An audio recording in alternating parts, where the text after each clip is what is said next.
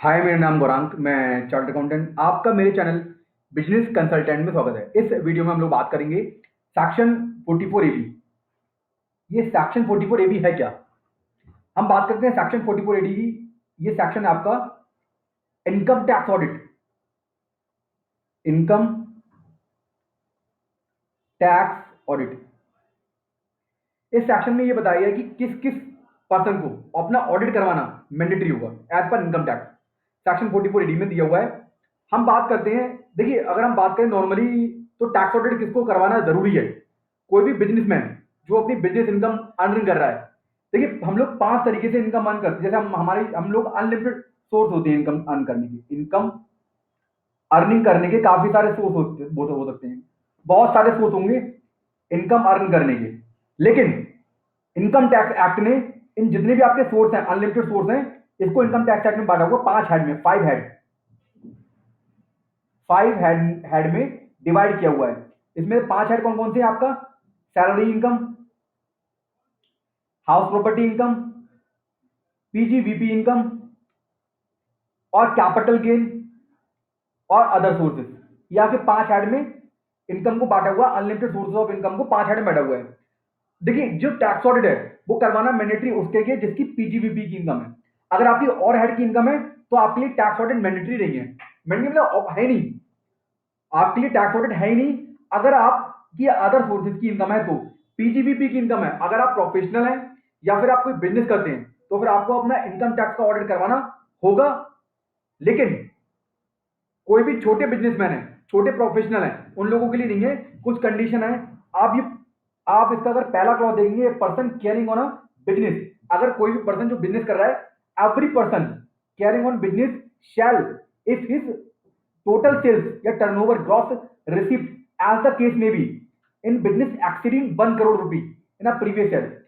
जिस ईयर में आपकी इनकम हो रही है उस ईयर में यदि आपका टर्नओवर एक्सीड कर जाता है 1 करोड़ से ऊपर, तो फिर आपको ऑडिट करवाना मैंडेटरी होगा। तो फिर आपको ऑडिट करवाना पड़ेगा सेक्शन 44 ए बी के एक लॉस में।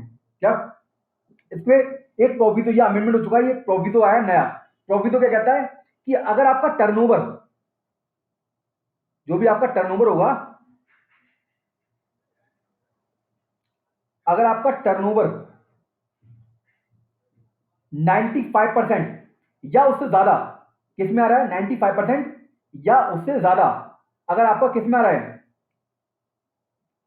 95% उससे ज्यादा यदि आपको चेक के माध्यम से मिल रहा है, मतलब बैंक के माध्यम से आ रहा है, और प्लस अगर आप पेमेंट भी, जो पेमेंट आपको करना है, पेमेंट जो भी आपके एक्सपेंसेस हैं वो आप करना चाह रहे हो, तो वो भी आप 95% और उससे ज्यादा आप चेक पेमेंट करते हो। उससे ज्यादा अगर आप चेक पेमेंट करते हो, अगर दोनों कंडीशन पूरी होती हैं, तो फिर आपके लिए जो लिमिट है वो 1 करोड़ की नहीं है, वो फिर 5 करोड़ की होगी। मतलब 5 करोड़ से ज्यादा टर्नओवर होगा तो आपको ऑडिट कराना मैंडेटरी होगा, अदरवाइज आपको ऑडिट कराना मैंडेटरी नहीं होगा। आपका जो भी प्रॉफिट होगा वो मान लिया जाएगा। क्लियर? इधर रखा हुआ है कि 5 करोड़ नॉट एक्चुअली 5%। अब आपको जो भी आपका कैश का पेमेंट है वो आपको अपना 5% तक रखना पड़ेगा। 5% से ज्यादा आप कैश का पेमेंट नहीं रख सकते, नहीं कैश रिसिप्ट आप 5% से ज्यादा रख सकते हैं। ये देख सकते हैं आप यहाँ पर। तो जो आपकी 1 करोड़ की लिमिट है, 1 करोड़ की लिमिट है, उसको ये पड़ा जाएगा कि वो 5 करोड़ की लिमिट है। क्लियर है? तो ये आपका क्लॉज फर्स्ट हो गया कि किसको ऑडिट कराना पड़ेगा। ये बात कर रहे हैं हम सिर्फ बिजनेसमैन के पॉइंट ऑफ व्यू से, यदि आप बिजनेस करते हैं। अब आगे देखते हैं हम लोग।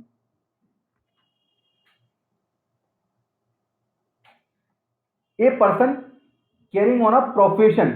यदि आप प्रोफेशनल हैं, जैसे एडवोकेट, चार्टर्ड अकाउंटेंट, डॉक्टर्स, ये प्रोफेशनल हो गए। आर्किटेक्चर, ये सब प्रोफेशनल हो गए। तो प्रोफेशनल के लिए क्या है? प्रोफेशनल के लिए लिमिट ज्यादा कम है। क्यों लिमिट कम है? क्योंकि अगर हम बात करते हैं बिजनेसमैन की, तो बिजनेसमैन में मार्जिन होता है कम। भाई, अगर कोई बंदा ट्रेडिंग कर रहा है तो मार्जिन आपको बताइए कि मार्जिन कितना होता है?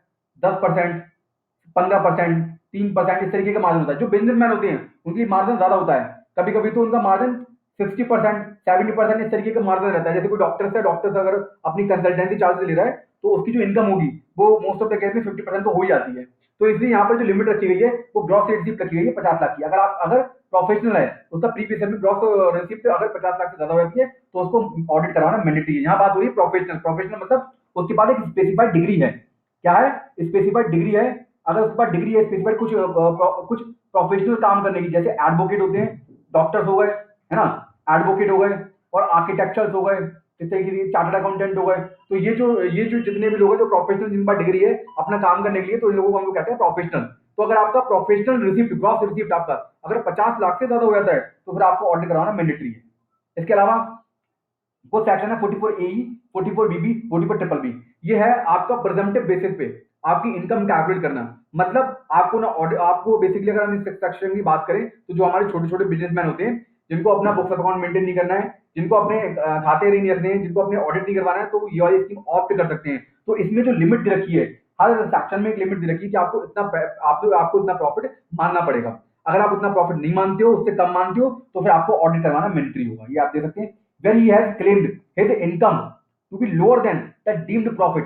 जो इन सेक्शन में जो स्पेसिफिक सेक्शन है इसमें जो आपका डीम्ड प्रॉफिट माना गया है, अगर आप कह रहे हो कि मेरा प्रॉफिट तो भैया इतना भी नहीं है, आप कहते हो कि मेरा प्रॉफिट इतना भी नहीं है, सेक्शन 44 ए की बात करूं, सेक्शन 44 ए गुड्स ट्रांसपोर्ट एजेंसी, जितने भी आपके गुड्स ले जाने वाले व्हीकल्स अगर आप यूज कर रहे हो, तो अगर आपका आप देख सकते हो सेक्शन 44 ए में दे रखा है डीम्ड इनकम। अगर आपका हैवी व्हीकल है, हैवी व्हीकल से मतलब क्या है, हैवी व्हीकल से मतलब है इसमें अगर आप बात करें heavy vehicles weight of which exceeding 12,000 kilogram. यदि आपके पास कोई ऐसा व्हीकल है जो 12,000 किलोग्राम से ज्यादा लेके सामान एक स्थान से दूसरे स्थान जा सकता है, तो उसको हम लोग हैवी व्हीकल कह रहे हैं। हैवी व्हीकल के केस में आपका जो रेवेन्यू माना जाएगा वो 1,000 पर टन माना जाएगा पर मंथ, 1,000 पर टन पर मंथ। और जो आपका अदर देन हैवी व्हीकल है उसके केस में 7,500 रुपए एवरी मंथ माना जाएगा आपका, ये आपका रेवेन्यू माना जाएगा। अगर आपको लगता है कि मेरा रेवेन्यू इससे कम है तो आप इससे कम रेवेन्यू दिखाने के लिए आपको क्या करना पड़ेगा, अपना ऑडिट करवाना पड़ेगा। अगर आप कहते हो भैया मेरा जो प्रॉफिट है वो इतना नहीं है, अगर नहीं है तो फिर आपको ऑडिट करवाना पड़ेगा। सेक्शन ट्रिपल बी, पहले बात करते हैं सेक्शन। ये सेक्शन आपका डबल 4 डबल बी ये बात करता है आपसे। अगर हम बात करें इसकी, तो अगर आप नॉन रेसिडेंट है, कोई बंदा जो नॉन रेसिडेंट है और वो मिनरल ऑयल मतलब खनिज तेल मिनरल ऑयल निकालने के लिए कोई भी प्लांट एंड मशीनरी हायर पे देता है, प्लांट एंड मशीनरी को हायरिंग पे देता है, या कोई सर्विस देता है इस खनिज तेल को निकालने के लिए, कोई सर्विस देता है इस तेल को निकालने के लिए, तो उसके केस में इस खनिज तेल को निकालने के लिए कोई सर्विस देता है, नॉन रेसिडेंट याद रखना, नॉन रेसिडेंट अगर या तो कोई सर्विस के रूप में कोई सर्विस दे रहा है या फिर आप प्लांट एंड मशीनरी किराए पर दे रहा है इस खनिज तेल को निकालने के लिए, तो ये इस क्लॉज में आपका इस सेक्शन में आपका कवर हो जाएगा। इसे अगर ये चाहता है, अगर कोई बंदा चाहता है तो ये वाली स्कीम नॉन रेसिडेंट इस स्कीम को ऑप्ट कर सकता है 44 डबल बी को। हम बात करते हैं 44 ट्रिपल बी। अगर कोई फॉरेन कंपनी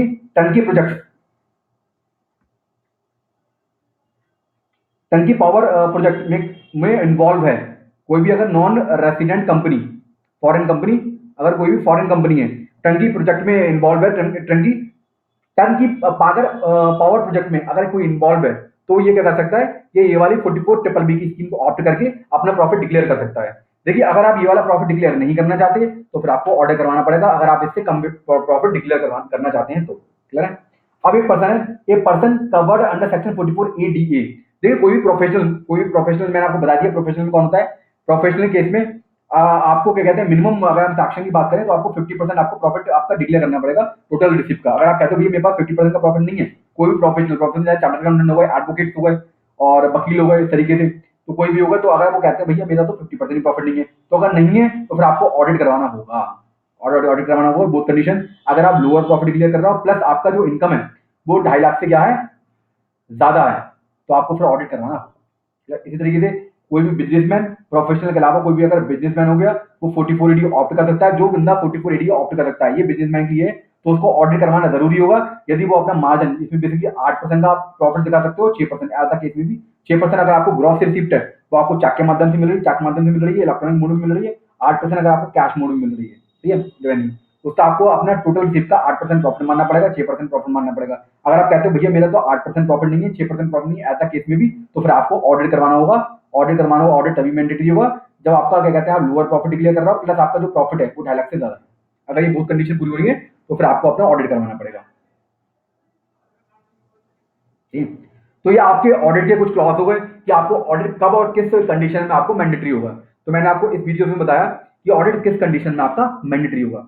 देखिए ये जो सेक्शन है 44 एडी, बिजनेसमैन काफी सारे बिजनेसमैन है, मतलब कुछ बिजनेसमैन है जो इसको ऑप्ट नहीं कर सकते। जैसे अगर आप कोई इंश्योरेंस का बिजनेस करते हो, आपके पास कोई कमीशन इनकम आ रही है, तो आप ये वाली स्कीम ऑप्ट नहीं कर सकते। और ये वाली स्कीम सिर्फ 3 बंदे ऑप्ट कर सकते हैं, इंडिविजुअल, एचयूएफ और फर्म, एलएलपी नहीं हो सकती।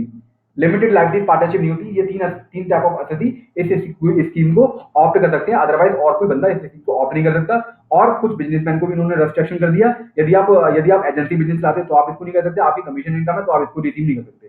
क्यों क्यों कराया था? क्योंकि भैया कमीशन पे आपको टोटल प्रॉफिट होता है, तो उसमें मार्जिन वाली भी बात नहीं बनती है। तो ये मैंने आपको कुछ क्लॉज बताए थे कि किस केस में आपको ऑडिट मैंडेटरी है। ठीक है, तो मैं अपनी वीडियो यहीं पे क्लोज कर रहा हूँ। इसी तरीके से मैं जीएसटी से रिलेटेड, इनकम टैक्स से रिलेटेड फाइनेंशियल नॉलेज आपको देता रहूंगा।